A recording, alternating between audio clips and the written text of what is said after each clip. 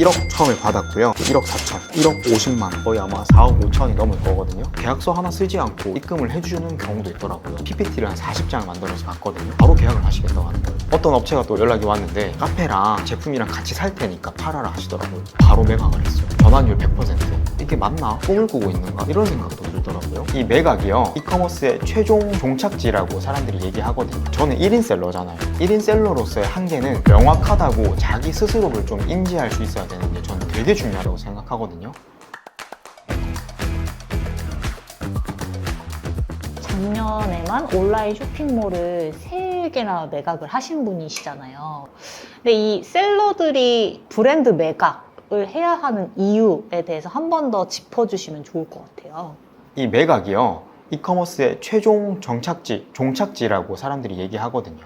이렇게 얘기하고 싶어요. PD님 혹시 2년 전에 어떤 일 하셨는지 명확하게 기억나세요? 아, 기억이 안 나요. 그쵸.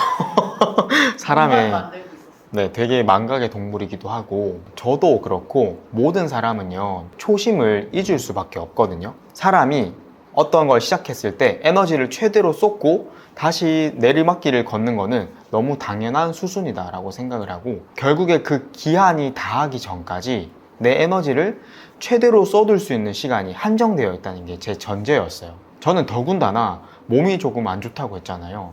그래서 그런 평범한 건강한 사람들보다 훨씬 더 이런 체력적인 에너지가 한계가 빨리 올 거라고 생각을 했어요.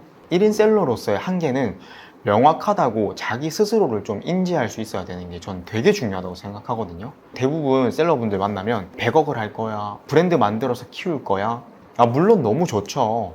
그러면 결국에 매출이 커지면 사업을 시스템화하는 시점이 온단 말이에요. 시스템화라고 하는 게 결국에 사람을 뽑아서 하는 거예요. 직원 역시도 저는 초심을 잊을 수밖에 없다고 생각해요. 물론 진짜 우연치 않게 좋은 직원을 뽑을 수도 있겠죠. 하지만 그 좋은 직원은요, 분명히 여러분의 회사에 오랫동안 있지 않을 거예요. 똑똑하기 때문에. 그렇기에 저는요, 매각을 해야지, 그러니까 엑싯을 해야지만 다시 초심에서 새로운 상품을 시도할 수 있는 의도적인 환경을 만들어 줄 수 있다고 생각해요. 대표님께서 이 구매 대행을 시작하고 매각을 하기까지 어느 정도 걸리셨나요? 저는 스토어를 매각을 2025년도에 3개를 했으니까 시작 전부터 약 3년이 가까운 시간이 걸리긴 했지만 전부 OEM 사입으로 바꾼 거는 2024년도 연말쯤이었던 것 같아요. 그러니까 매각까지 실제로는 1년 정도가 걸린 거죠. 되게 짧은 기간 내에 매각을 하게 되셨네요. 네, 그랬던 것 같아요. 그러면 이게 엄청나게 먼 미래라고 생각하지 않아도 될 것 같다는 생각이 드는데요. 그러면 대표님께서 이제 이 스몰 브랜드를 매각하기까지 뭔가 처음부터 끝까지를 좀 설명을 구체적으로 해주시면 좋을 것 같거든요. 네. 매각 프로세스에 대해서 제가 한번 자세하게 설명드려 볼게요.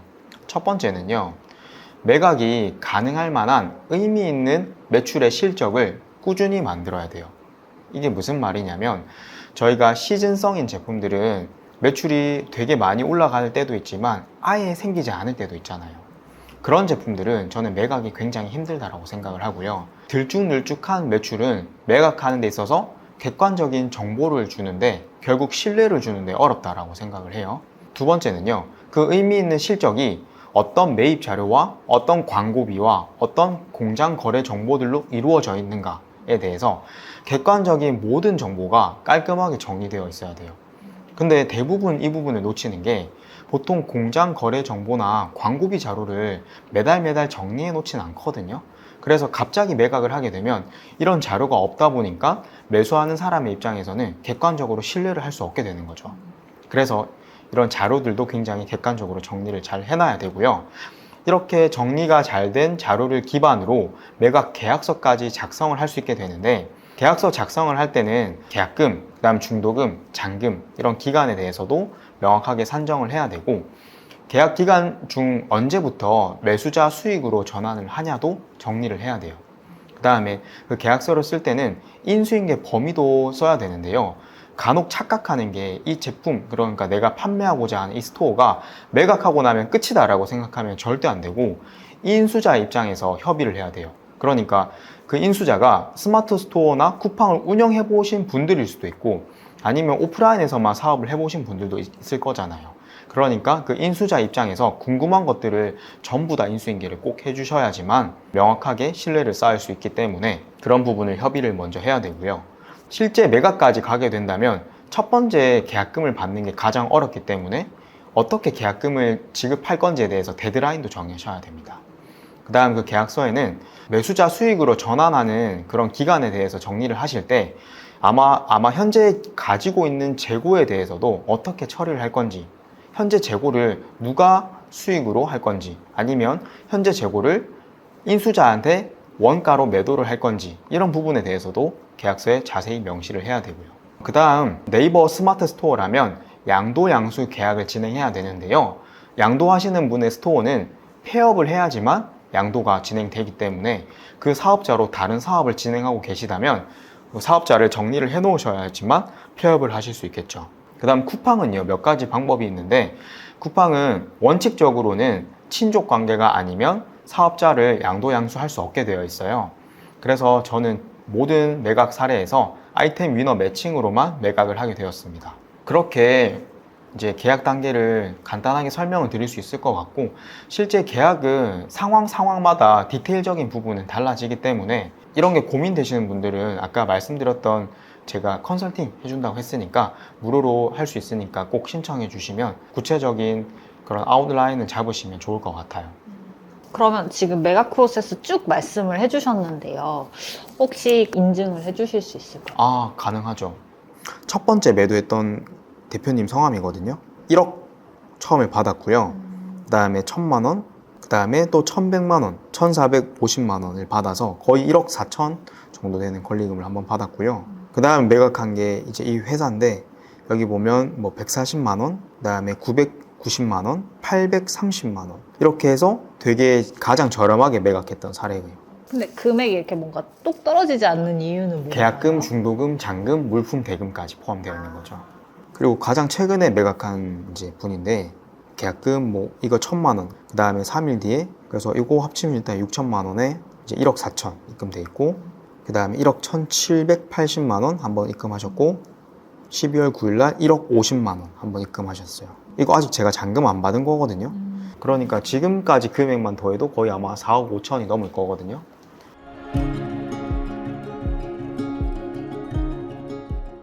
그러면 대표님, 실제로 그 매각까지 이어졌던 스몰 브랜딩의 제품 설명해 주실 수 있나요? 이것까지 공개를 하기에는 100% 공개를 하기에는 조금 어렵고, 첫 번째는 이제 스포츠 카테고리인데 그냥 중국에서 만들어진 공산품이었어요. 그런데 그 제품을 제가 어떻게 상세 페이지를 설득력을 가져갔냐면, 이 제품은 이미 유럽에서 굉장히 유명한 제품이고 전통이 있는 제품이다. 그런데 한국에선 유명하지 않았다.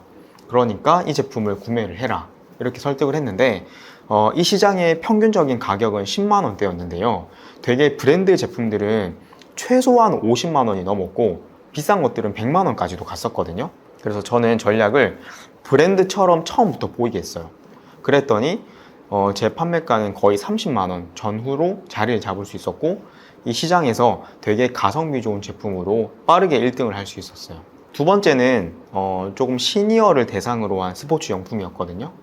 근데 그 제품은 제가 처음에 진입했을 때 되게 경쟁자가 많진 않았는데, 이게 소싱을 하고 나서부터 그 트래픽이 굉장히 높아지기 시작했거든요.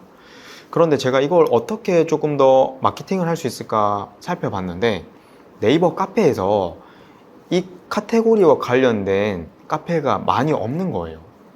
그래서 제가 카페를 해봐야 되겠다. 저 카페 운영해 본 적이 한 번도 없거든요. 어떻게 운영할까 하다가 카페 회원이 조금 있는 그런 카페를 중간에 가격을 저렴하게 사오게 됐어요. 카페는 이렇게 거래를 하기도 하거든요.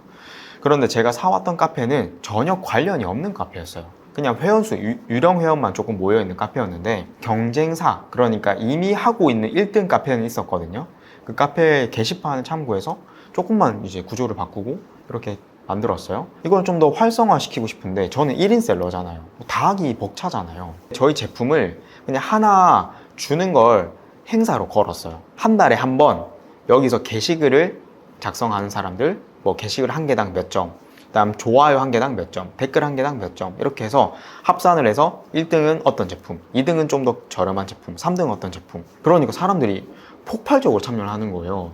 한 달에 댓글을 제일 많이 쓰신 분이 아직도 기억나는 게 1,500개를 썼어요. 댓글을. 거의 사셨네요. 네. 그렇게 이벤트를 열었더니 1등 카페 게시글이나 댓글 수보다 저희가 훨씬 많아진 거예요. 뭐 그러고 있던 와중에 어떤 업체가 또 연락이 왔는데 카페를 매각해래요. 카페랑 이 제품이랑 같이 살 테니까 팔아라 하시더라고요. 바로 매각을 했어요. 전환율 100%. 그렇게 해서 매각을 한번 했었고요. 마지막 사례는 진짜 기가 막힌데 매각 권리금만 거의 3억 정도였거든요. 매수하려고 하시는 그 대표님이랑 광명역에서 처음 만났거든요. 제 매각하기 위한 그 제품의 그 설명을 하기 위해서 PPT를 한 40장을 만들어서 갔거든요. 바로 계약을 하시겠다고 하는 거예요. 바로 그 자리에서 계약금을 쏘셨거든요. 가계약금을. 1,000만 원을 그 자리에서 바로 받았어요. 그러니까 권리 금액이 3억짜리인데 계약서 하나 쓰지 않고 이렇게 입금을 해주는 경우도 있더라고요. 되게 이게 맞나? 지금 제가 꿈을 꾸고 있는가? 이런 생각도 들더라고요. 자금을 가지고 어쨌든 이커머스를 매수하기 위해서 굉장히 많이 알아보셨을 거잖아요. 그런데 저처럼 준비한 사람이 없었나 봐요. 그랬더니 아마 거기서 좀 더 신뢰를 더 많이 가지신 것 같기도 해요. 결국에 이커머스 이런 온라인 쇼핑몰을 매각하는 것도 상품을 매각하는 것처럼 상세 페이지의 퀄리티를 높이는 게 중요하다 했잖아요. 결국에 상세 페이지의 퀄리티를 높인다는 말은 제품에 대한 신뢰도를 준다는 얘기거든요. 그러니까 그 매수하기 위해서 온 대표님은 저에 대한 상품에 대한 신뢰도를 가지셨던 것 같아요. 그래서 결국엔 신뢰를 주니까 결국에 그게 거래가 되는 가장 중요한 요인이었다 라고 말씀드리고 싶어요. 아직 그거 매각 잔금을 안 받았거든요. 근데 매각 기간이 6개월 동안 저희가 이제 잔금 기간을 뒀는데 그 기간 동안 월 매출의 20%를 더 순수익으로 받고 있어요. 그래서 그것도 지금 괜찮게 수익을 올리고 있습니다. 대표님, 그러면 혹시 그 자료도 조금 보여주실 수 있을까요? 되게 참 민감한 자료긴 한데 보여드리겠습니다. 이 자료인데요. 이걸 되게 상세 페이지 만들듯이 이제 만든 거죠. 경쟁사, 그 다음에 인지도, 어떻게 품목을 확장할지, 그 다음에 제 실제 순위, 그 다음에 경쟁사 제품 매출, 그 다음에 제 마케팅하고 있는 방법들, 매출 정보, 그 다음에 영업이익, 되게 구체적으로 쓴 거죠. 그리고 최종 정산하면 뭐 이렇다. 그래서 이때 한참 이제 수익이 한 달에 거의 3천만 원 정도가 이제 남았다. 챗GPT한테 제가 물어본 매각 가능 금액 이것도 만들어서 갔거든요. 왜냐면 이때 매각하는 금액이 7억 원 내외가 적당하다라고 해주더라고요. 근데 저는 3억에 사실 매각한 거니까 굉장히 싸게 매각한 거죠. 이 기준에 보면. 그래서 매각할 수 있었습니다. 이거 하는데 2시간 넘게 걸렸다니까요. 그냥 이거 설명만 하는데 아무런 그분이랑 대화를 주고받지 않고 이것만. 그러면 이제 궁금한 게 실제로 매수자분을 만났을 때 물어보는 질문들, 자주 듣는 질문이라든지 네. 어떤 것들을 준비해 가는 게 좋은지를 조금 상상해 보면 좋을 것 같거든요. 이거 왜 팔려고 하세요? 신뢰에 대한 질문이죠. 근데 신뢰를 주지 못한 답변들이 있어요. 아파서요. 바빠서요. 저는 왜 이게 신뢰를 줄 수 없다고 생각하냐면 저도 지금 몸이 안 좋죠? 근데도 하고 있잖아요. 그 건강이 안 좋은 게 진짜 눈도 안 보이고 컴퓨터도 할 수 없는 상황이어야지만 합당한 거란 말이에요. 근데 매각하러 왔더니 그냥 정상적으로 생겼어. 뭐 암이 걸린 것도 아니야. 극한의 상황이 아닌데도 아프다? 이건 사실 말이 안 되는 거죠. 신뢰가 안 된다고요. 두 번째로는 바빠서. 바쁘다? 그러면 좋아. 돈이 되면은 이거 직원 써서 하면 되잖아요. 그럼 바쁜 거에 대해서 해결할 수 있는데 그렇게 안 하겠다는 거잖아요. 그것도 틀린 말이라는 거죠. 그러니까 일단 그 두 개는 아니어야 돼요. 이 만남이 사실 되게 어색하거든요. 그러니까 저도 의심하고 이 사람도 의심하기 때문에. 그래서 우선적으로 매수자의 포지션에서 궁금증을 모두 해결해 준다는 마음으로 좀 접근을 하는 게 진짜 중요한 것 같아요. 뭔가 숨기는 듯한 뉘앙스가 있어서도 안 돼요. 그리고 내가 갑이라는 생각은 절대로 금지해야 돼요.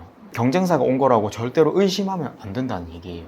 이거 말고 또 어떤 걸 주로 물어보시나요? 매수자분들이. 마진 구조 이런 거죠.